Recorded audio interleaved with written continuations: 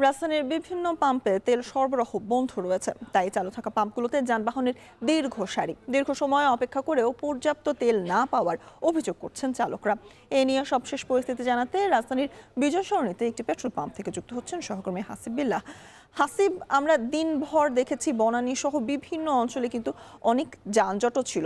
সন্ধ্যার পর এই পাম্পগুলোতে ভিড় কেমন লক্ষ্য করছেন এবং চালকদের মধ্যে এখনো কি প্যানিক বাইং এর প্রবণতাটা আপনি লক্ষ্য করছেন কিনা জানাবেন। নিশ্চয়ই স্বর্ণা, চালকদের মধ্যে একরকম উৎকণ্ঠা তো রয়েছেই, তার চেয়ে বড় বিষয় রয়েছে তাদের বিরক্তি।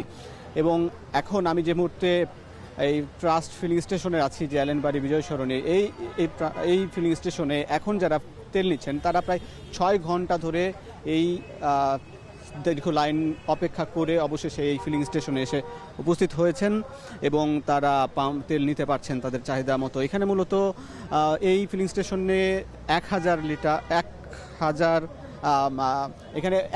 টাকার তেল দেওয়া হচ্ছে এখানে প্রায়।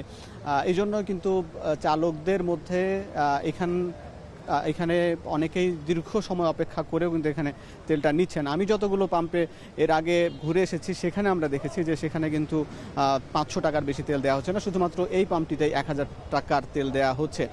আর এই জন্য আমরা দেখেছি যারা এখন এই লাইনে দাঁড়াচ্ছেন তারা কিন্তু অফিস শেষ করে এসে তারা লাইনে দাঁড়াচ্ছেন তেল নেওয়ার জন্য। তাদের যে বাহন ছাড়া মূলত অচল, এই কারণেই তারা